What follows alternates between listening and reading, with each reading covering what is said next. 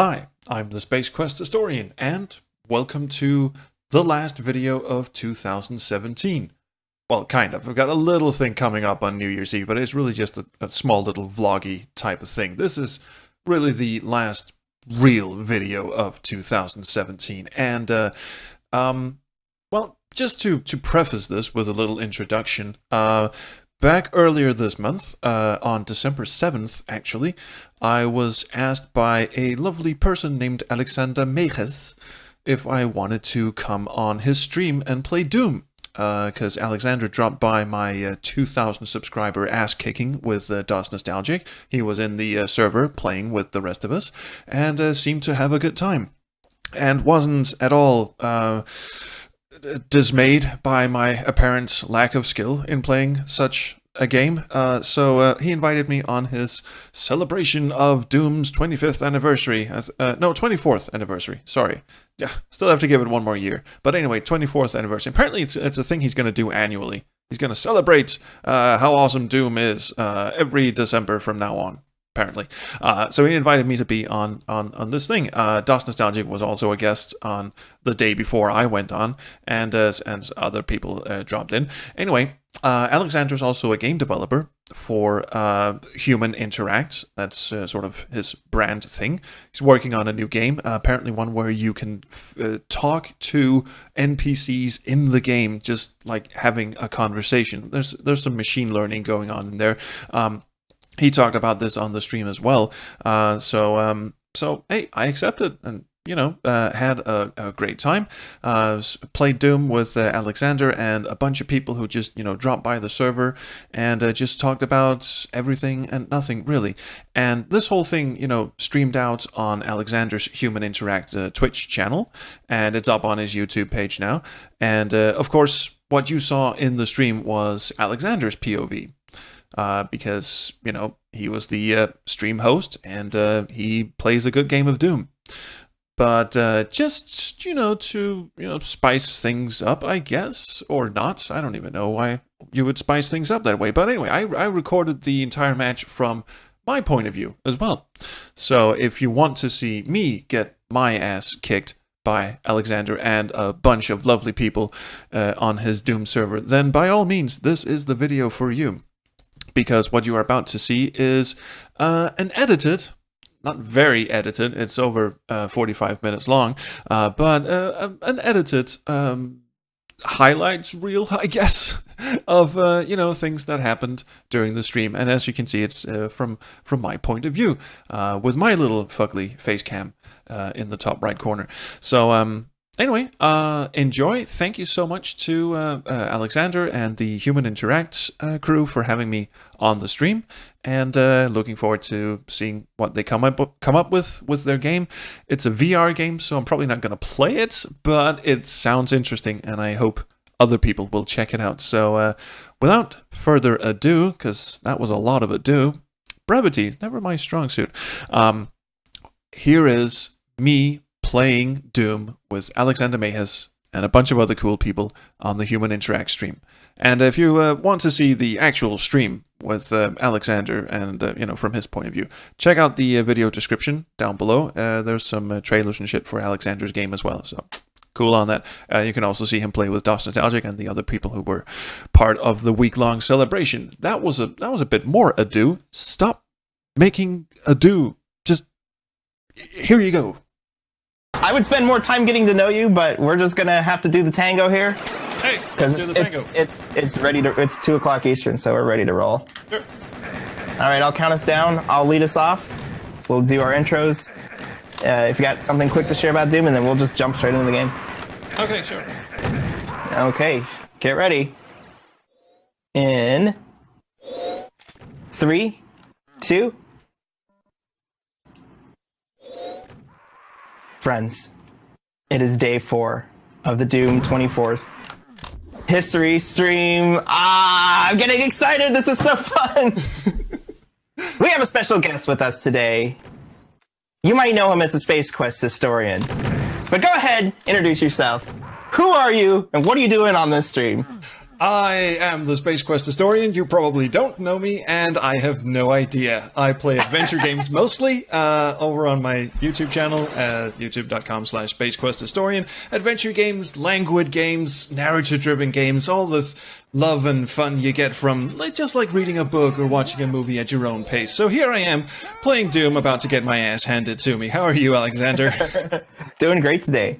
These maps were made in 2009 through a group called Unidoom, and this is the UDMX WAD file, and it's got 32 levels of heart-pumping deathmatch action.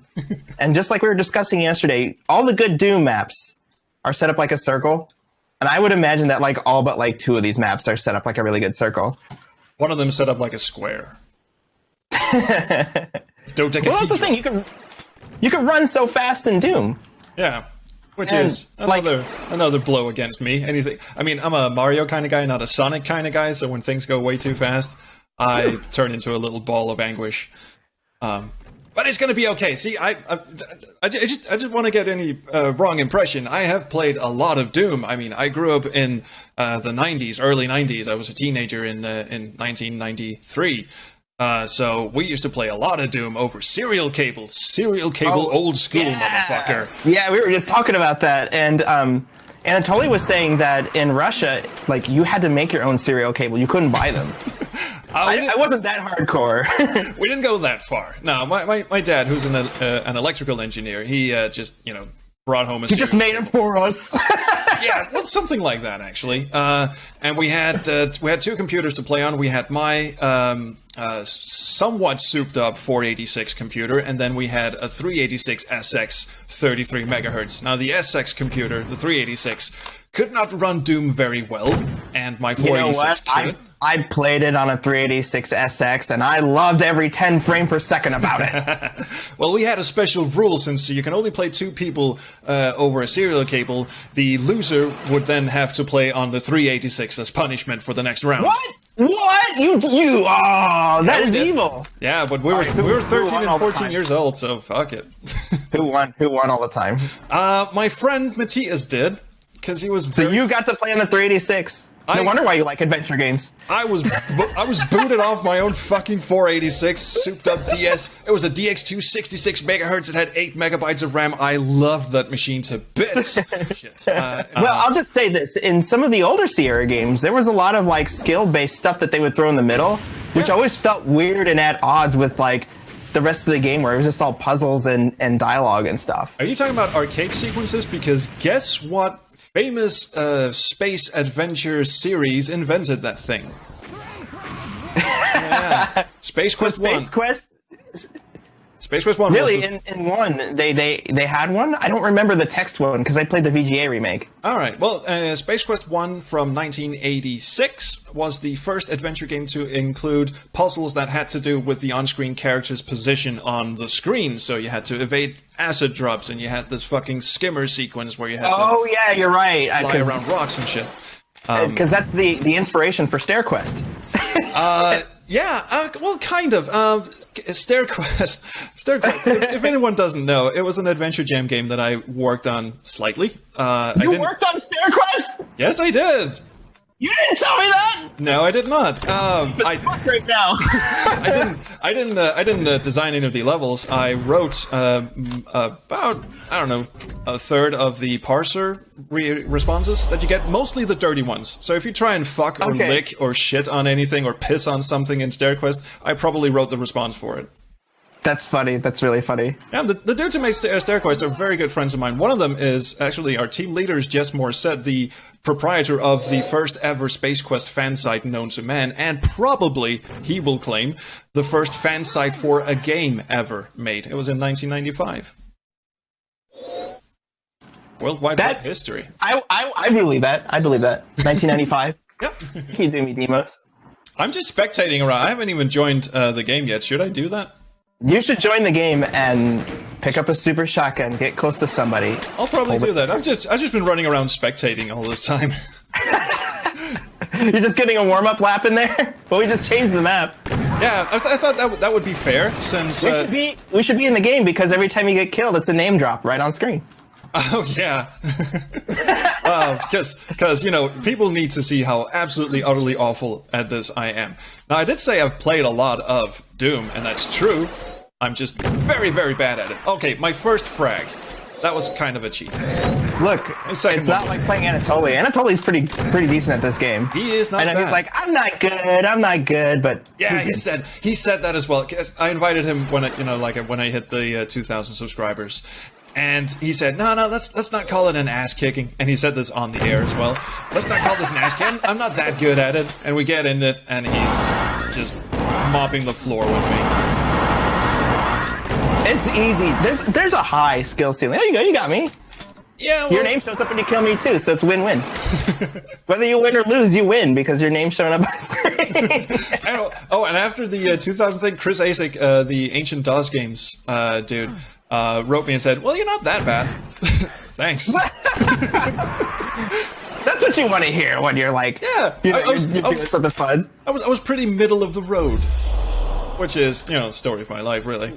You probably don't know too much about what we're building, right? I saw that it was a VR game, and already I just killed myself. I don't have VR equipment, but I enjoyed the synopsis of what it actually is, so I would actually love to hear what it does. What does it do? Yeah. It vacuums, it cleans, it Julian fries, Well, it sounded, from the pitch, it sounded a bit like Tender Loving Care, except you see it through the eyes of John Hurt. It's not quite like that, but please God tell me it's not like that. Basically what Starship Commander is, it's like when you played the LucasArts, I'm gonna be a little bit of heresy for you here, but no, I love LucasArts games. Okay, they always had pretty complicated intricate dialogue trees that have joy and you want to explore them. There's nice things to exploring those dialogue trees. Absolutely. We've created a game that focuses around that dialogue, which doesn't sound like, and on the surface, that it'd be a lot of fun until I tell you that you talk to the characters just like I'm talking to you right now. Oh, there have been a number of adventure games or games that focused on dialogue. I recently played Subsurface Circular, which is just one huge dialogue tree inside a subway cart. And earlier there was the Douglas Adams game Starship Titanic, which tried to bring back the parser, but have you talk to robots with it, and it didn't work that well. But I assume you've done something much more clever than just have a parser that recognizes certain weird phrases.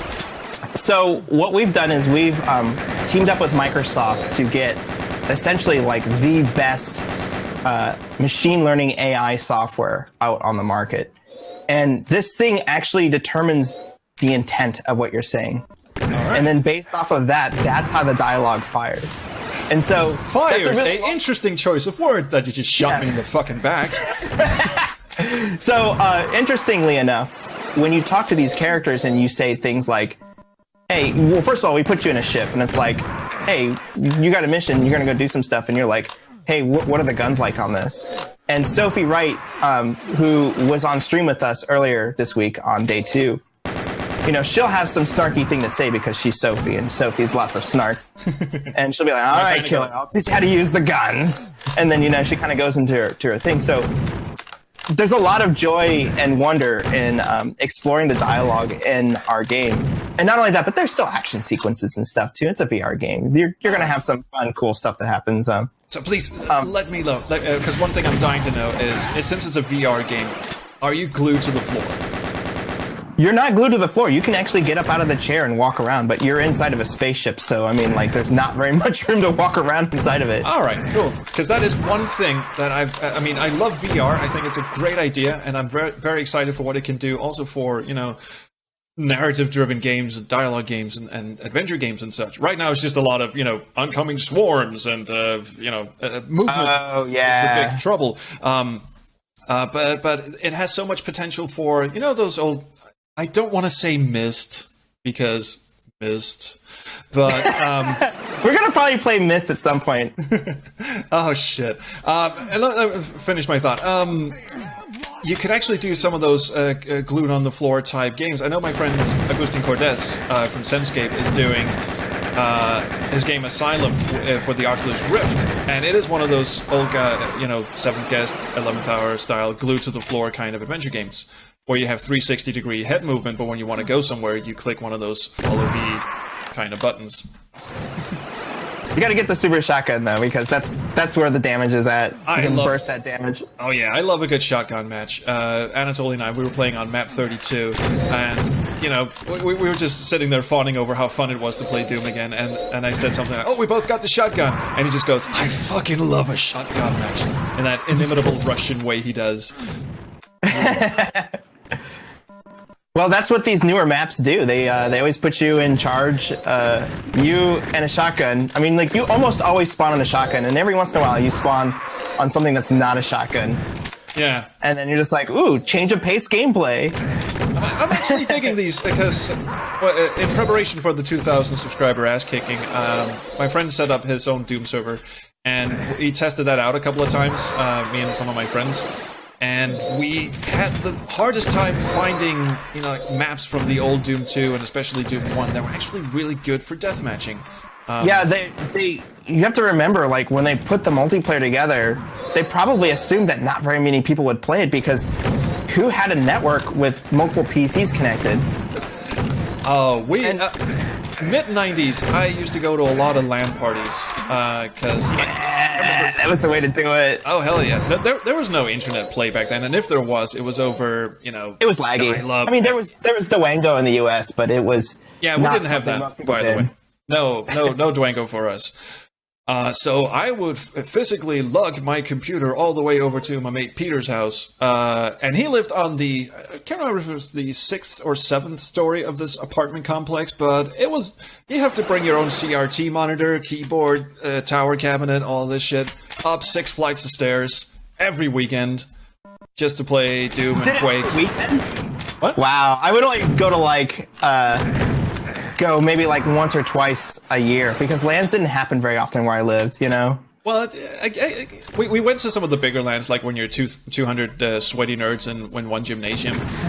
We went to those, but most of the time we just went to my mate Peter's house. It was me and my brother, and Peter, we just set up this 3-person LAN, and we just played Doom and Quake. And I distinctly remember I was the first person who learned how to play with mouse look, or play with the mouse in general, because when we played Doom, it was keyboard only. Yeah. You couldn't look up and down. You could, we could strafe, you could shoot, and it would auto aim, and that was fine. So we did the same thing when Quake came out, and I'd been told that playing Quake with the mouse was actually better because you could look up and down. So when I started doing that, I got my ass handed to me on a weekly basis. But very slowly, I learned how to mouse look, and all of a sudden, I started kicking their asses, and they were not used to that. I'm not an ass kicker. So I'm not normally an ass kicker, but you sound like the most interesting man in the world. Suddenly, I wish to subscribe to your newsletter. But where the hell was I going with that story? I have no idea. Good controls make it for a great game. Oh, actually, I don't know what my original story was, but I'll tell you a different story. I actually interviewed John Romero once. Really? Yeah, on the Backseat Designers podcast, which is a podcast about narrative game and adventure game design, with my two co-hosts, Frederick and Gareth. And somehow, Frederick somehow got John Romero to accept an invitation. So we sat down and interviewed John Romero, and the topic of discussion was, did Doom kill adventure games? Because, when Doom came out, so all of a sudden we stopped paying attention to great story and puzzles and immersion and all that, and it just, being a gamer was less about being like a library nerd and more like being like having a great car. Like, look at my fat rims, look at my fast PC, all of this shit. And John comes on the show. It definitely changed the industry, but I'm curious, what did he say? Well, he came on the show, and he knew we were going to ask him the tough questions. Did Doom kill the adventure game genre? And first of all, he completely schools us on adventure games, because John started out playing text adventures on mainframes. So And this was before our time. I mean, we were 80s kids. So, first of all, we're getting schooled on adventure games by the dude who made Doom. Second, he has the audacity and bravado to claim that Doom is, in fact, an adventure game. It is, because it originally was going to be one. Yeah, but not, I mean, also in its current state, you are solving problems, you are acquiring objects, you are thinking your way to victory. It just so happens that you have a big fucking gun to do it with, but on the whole, it is problem solving just like an adventure game, except there's more reaction time to it. And we were gobsmacked. It's like, we just got schooled big time, and we weren't even in a deathmatch. You should have stupid. Oh, hold on a second. You'll have to squeeze in here, Sophie. Do you have a pair of headphones that you can plug in? God, this is frantic.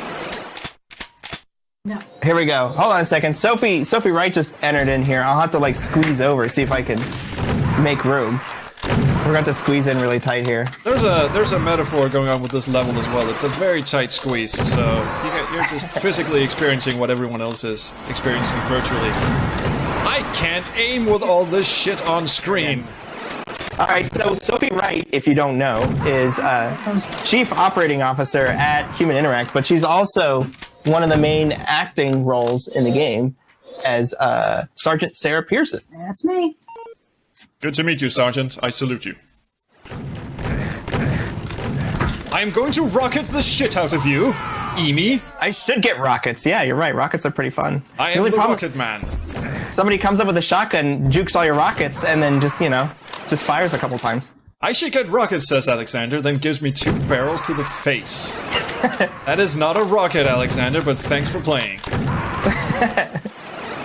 Let's see if this will work. I don't know. I think your mic is facing outward. Die!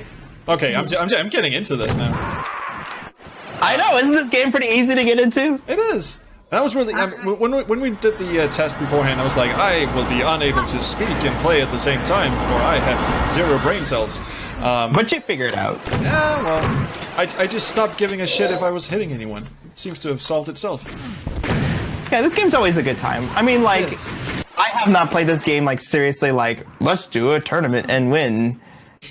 I don't think I've done that in many years, but playing casually on levels like this at big free-for-alls, hell yeah. Stand still, please. I have a present for you. All right. You can give me your present first. I've got 20 presents for you. There you go. Oh, one last thing about John Romero. The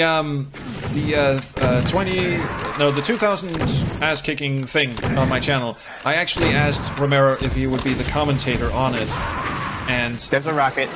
And he said, no, I don't have the time for it, but I would like to say that the level you have chosen is absolutely fucking stupid.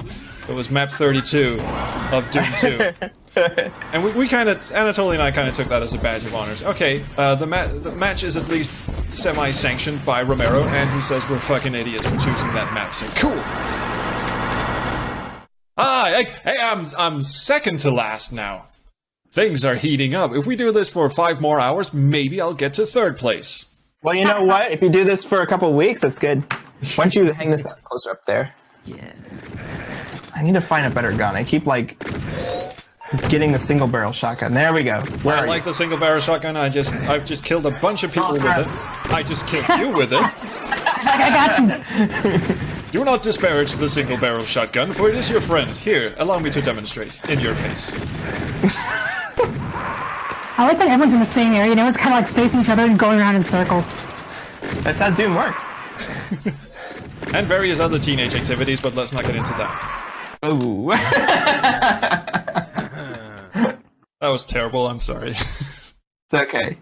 Oh shit, man, I'm tied for 3rd. No, wait, no, 4th. I'm also good at math. The Manny says, LEWD. I think this next map here is pretty good. Mr. Wong says, legally changed my name. There we go. This one has super shotgun. If anyone has any intentions... If you want shotgun ass kicking. If anyone has any intentions of checking out, the podcast or the channel that I do, you have to expect some lewd humor. Not like Leisure Suit Larry lewd, but when I hear certain phrases, it just conjures up weird imagery. I can't help You know, I played the remake of Leisure Suit Larry when it came out, and I was just like, all right, I'm excited. They're remaking old adventure games, and I was just like, yeah. Oh, the one that Replay Games did? Yeah, and it has nothing to do with the way in which they did it. They did a great job. It was just the content of it. So they basically made a new one, because I'm not up on this. No, they didn't they remade the classic, and it's just like, man, we have moved on from this as like a community. And sadly, Josh Mandel wrote the remake thing, and they were going to do 2, 3, and 4, and probably the entire series, except the lead, the CEO of Replay Games was a complete and utter cockhead, and for reasons that I shouldn't go into here, I can tell you later, but he basically tanked his own company in a huge fucking way. That's sad to hear. Yeah, but Leisure Suit Larry was the only Sierra title that he had the rights to, because for some reason, after Sierra was bought by Sendent and CUC and got sold off to Activision, for some reason the rights to Leisure Suit Larry ended up in the hands of Codemasters, the UK company. What? What? How does that happen? I don't know. But that's how he was able to get the rights to Leisure Suit Larry. But as for Space Quest, for instance, I don't know if anyone's heard of that one, those rights are still tied up with Activision, and Activision would not let them go. So when the two guys from Andromeda reunited and decided, hey, let's do another Space Quest-y type game, they're still making that game, aren't they? It's like hasn't been released, has it? That is true. It has been over 5 years in the making. Wow. It was delayed and delayed again because, family members kept dying left and right. They made an unfortunate decision to create their own game engine within Unity instead of using an established one. I can see it. But it is still being developed. It regularly tops lists of vaporware Kickstarter failures and all that. But it's still in development. It's still in development. Okay. I've read the design documents. You're gonna want to restart your Google thing. I'm sorry. There you go. Well, I died anyway, so. Yep, you will. All right. A couple weeks ago, and I was like, why don't you come in and join us? Sweet. And so, now he's here. And LEWD. LEWD. Apparently that's my mission in life now. I'm the LEWD guy. You have the LEWD podcast. Ooh. Well, it's funny because usually I'm the LEWD one. Oh, okay. I thought I'd offended someone. Shit. Oh, God, no. Oh, God, no. Okay, so can I just say, while you guys were setting up and you were making comments like, no, you gotta pull this one in, no, put that in the other one, no, just jam it in there, no, move over here, it kind of conjured up weird images. I couldn't see what was going on screen. And I was biting my tongue not to say something inappropriate. That's okay. So now I can't. Nah, that's all right. Just let it all out. Well, it's too late now. The timing is over. I came in and his house is such a fucking mess out here. I was like, you must have thrown one fucking hell of a party, dude. Why didn't you call me? There's fucking liquor bottles and condom wrappers and shit out here. It's Doom anniversary week. We have to unwind. I guess. It's hard work. I guess. I just showed up. I just got here. How exactly do you play Doom one-handed? If you're stroking your cock with one hand and holding the mouse with the other, you would have to do that thing. That one guy. Also, why would you need condoms in the first place? There is not one-handed mode in this game. It's the after party. Well, there is actually the one-handed. If you're playing it with the mouse, the old default mouse that we were talking about earlier, where you move the mouse forward. Yeah, that would actually be an interesting match. Okay, everyone but me, please revert to default mouse style so that I have a fucking chance. So back in high school, we had a computer lab, and of course, all the kids would. I know where this is going. Go ahead. They would install games on it, and we. This is back when we were playing Counter-Strike, so it was 2000-ish. And here, come over here so I can get you, Ned. One day, we're unable to use any of the computers in the lab, and they put a sign over there that the computers are down. I was like, "What the hell? What's wrong with them? They're working just fine." And I, just walked over just to go use the computer because I kind of knew how to fix computers back in the day. And I was like, what the fuck? The mouse is not working. The mouse is not working. And then... And it's also surprisingly light. Well, I think the mice were heavy back then, so I didn't notice it right away. And then I kind of picked it up, and then they're like, yeah, the ball was gone. And then I looked at the other computer. It's like, oh, I'll just use the other computer to do it. And it's same thing. The ball was gone. And so somebody stole all the mice balls out of all the mice in the computer lab. Ouch. Yeah, that's what I figured. That's not the joke. That's the setup. Well, that's good, because that's a really terrible joke to pull on someone. Not that I'm above that, because we did that a lot at LANs in the 90s as well. That sounds familiar, actually. Been there, done that. But continue. So the teachers pull me aside out of a class room, and I was like, okay, what's going on? And they were like, hey, so the mice issue. You know that someone stole all the things out of the mice, and we can't use things. This is typical 90s teacher. You know the thing with the thing that you point the thing with? They wouldn't say How balls. does this work? They would not say balls. And so they come up to me, and I'm thinking, like, maybe they're blaming me, maybe they're suspecting me because I was using the computer or whatever. You No, have they a actually suspicious face, apparently. Yeah, well, they go up to me and they're like, what do we write on here? Because they looked at the cost to replace all the mice, and apparently it was kind of expensive back then because it was like 25 computers. Yeah, I can see that. And Also so missing, like, let's replace all the mice. Oh, come on. yeah, so they're like, basically they were going to punish everybody in the computer lab who had been there with detention unless somebody went and returned all the balls. But they wouldn't write mice balls, and they were just like, Alex, what can we call it? What can we write on the paper, the passive-aggressively that the teacher could put up in front of the lab that doesn't have the word balls on it? That's what they pulled me out of class for! Really? Maggie's comment, PC's impotent, balls are missing. Yeah! I would call them rodent testes. And so I told them that they could say mouse rollers. Rollers. And nobody knew what the fuck they were talking about. They were just like, return the mouse rollers or you're all going to detention, basically.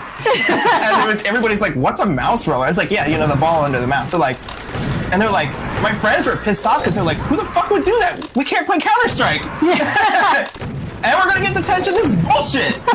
Also, I gotta just say, to go to that length to try and cover up the word balls, which is only a naughty word if you make it a naughty word, it means Exactly. other things, just like makes it even baseball. naughtier. Jeez, that is the one thing I will never understand about American society is how weirdly freaked out you get by certain words and certain letters and certain configurations, even because.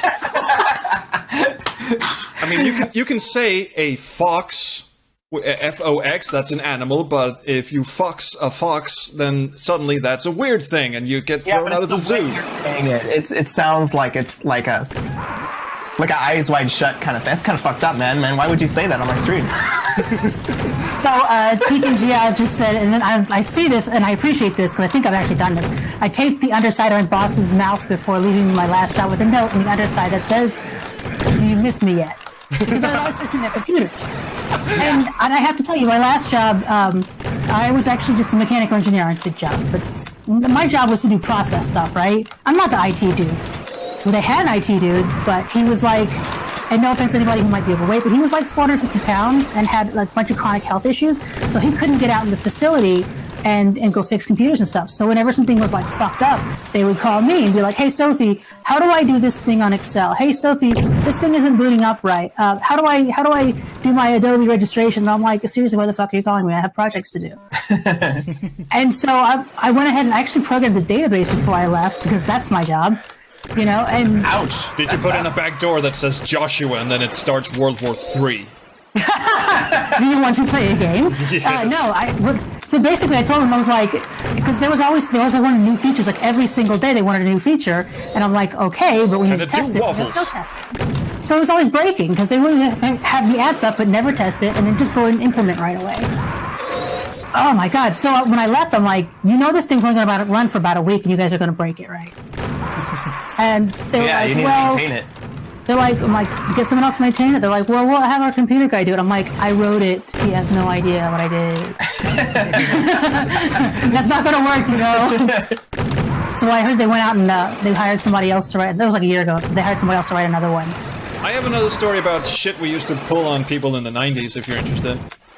Always tell. The old classic one was if some person got up and, left their computer while it was still booted, you'd go into his Windows 95, as it was at that point, and just switch the mouse buttons. Just put it on left-hand mouse mode. And then watch them get into Doom and get really, really upset. I remember the one we used to do is we would take a screenshot of the desktop with all the icons on it. We'd move all the icons into like another folder, and then watch them freak the fuck out after you set it as the background. That's a good one. We never did that one. Yeah, definitely did that one. There was this script kiddie program floating around in the 90s called Back Orifice. You probably heard of it. Yeah. We because my school didn't really know what to do with their computer lab. They had one, but the person in charge of it was, let's say, fairly aging old person from the boonies, or whatever you want to call it. He didn't really know what the fuck he was doing.